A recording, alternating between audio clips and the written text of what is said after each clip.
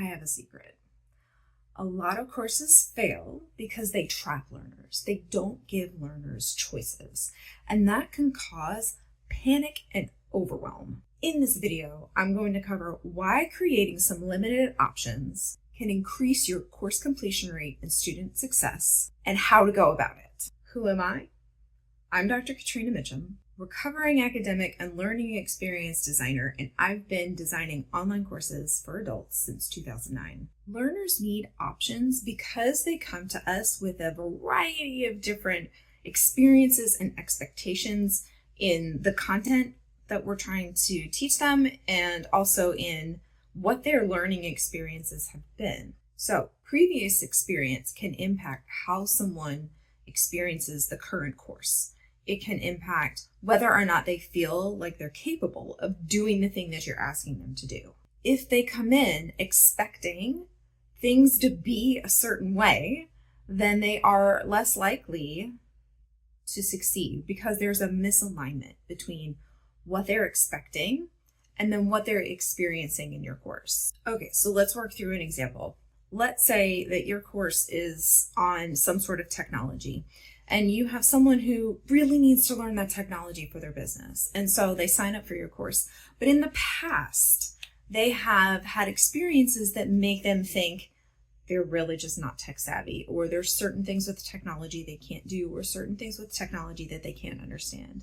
They're already coming in expecting to not do well, expecting to struggle. Giving options can help that person pick the path that feels more comfortable as they're doing something they might be struggling with, right? And so if I have a choice between doing a mind map or writing something out, if I'm not comfortable with writing and I'm already not comfortable with technology, that mind map might be the direction that I go, because it's going to feel more comfortable in a space where I don't feel comfortable.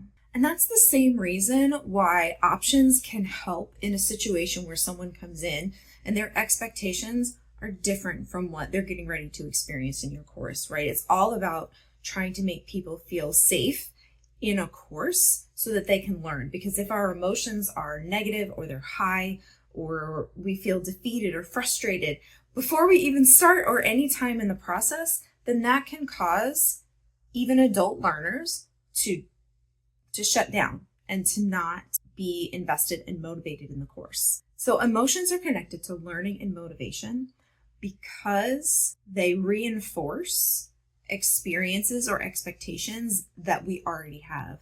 And so, for example, if I come into your course on learning a specific technology and I already feel like I'm not tech savvy, and you have given me only one option for completing this task, but I don't know how to do the thing, or I'm not comfortable with doing the task in that way, and I don't have any other option, then I'm just going to shut down. I'm going to stop. I'm going to close the course, and I'm going to be, part of that, part of that 85% of people that take courses and never finish. Giving options also helps with the concept of challenge, right? A course needs to be challenging enough that it sparks curiosity and a desire to continue, but not so challenging that it becomes a hurdle. And options can help you create a space that does that. In a course, we need challenges that are just challenging enough.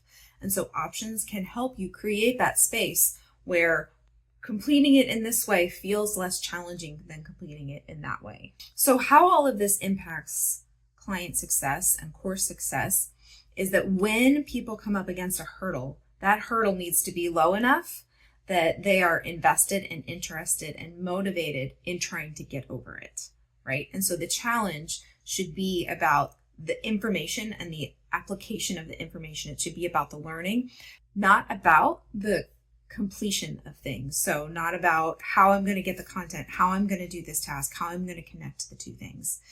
Giving options allows them some choice in how to complete the things, which is more motivating than being told exactly what to do. But that does mean that you should be giving limited options. So if you have too many options, that can also be overwhelming. You don't want too many and you don't want too few. You kind of want to find the Goldilocks zone of of options. So we're going to go through a few examples of how to kind of expand your option selection, or how to expand your option buffet without driving yourself crazy, because this, as always, is a balance of you and your course and your learner. So in a course on getting better at small talk, the step they might need to take could be reflecting on a past experience when they felt like they weren't very good at small talk.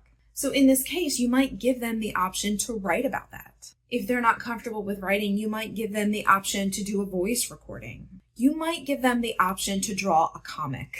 And in all of those different ways that they could complete this step, you might give them a list of questions to choose from, right? So a list of questions that they could pick and, respond to the ones that they immediately have a response for.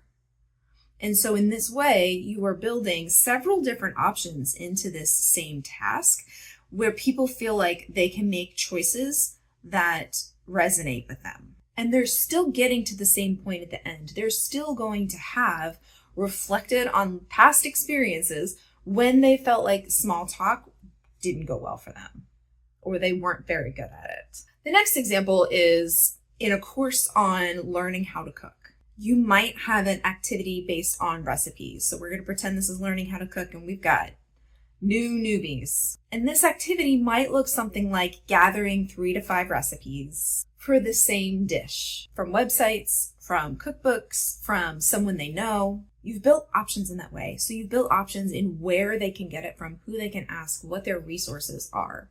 And they can choose to get it all from one place. They might get all of it from cookbooks. They might get all of it from someone they know.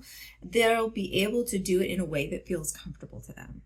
They'll still get to the same place. They'll still have 3 to 5 recipes for the same dish.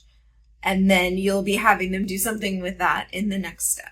The point of options is to keep them limited so that they're not overwhelming. Keep it focused on the outcome of the particular steps. So the steps should guide what those options are going to be. And no matter what they choose, the outcome should be the same. I should still have that collection of 3 to 5 recipes, no matter where I got them from. When I look back on small talk failures, the goal is to analyze why I felt it didn't go well, and then identify places to move forward, or see that it went better than I actually thought it did because I looked back. How that reflection happens is less important than the seeing that you do in that reflection. And so the goal here is to make that step more likely to happen, make it something that they're motivated to do and complete by letting them pick the action that's going to propel them forward, the one that's going to make it feel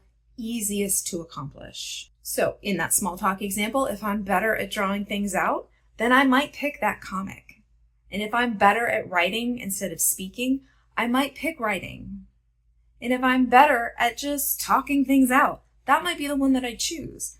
The point is that it is me selecting the path forward that feels easiest, that will get me to the same place. Our goal is to make learning achievable, and giving options can help with that. Coming up with activity ideas and options for different ways to complete it is actually one of my favorite parts of this whole process.